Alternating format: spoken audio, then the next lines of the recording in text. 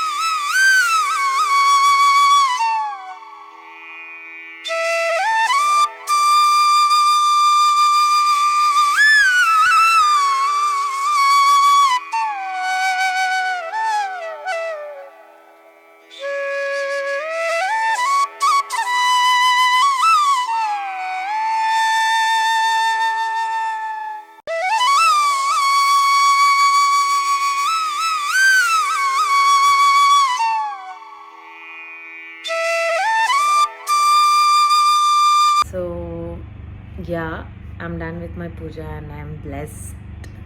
So after marriage, this was our first Vinayak Chavithi.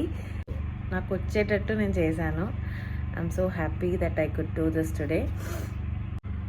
Okay guys, so that was today's video. So if you are liking my video and content, please like, share and subscribe. మీరందరూ హ్యాపీగా Ganesha చతుర్థిని enjoy చేశారని అనుకుంటున్నాను. So see you soon in another video. Till then, bye and take care.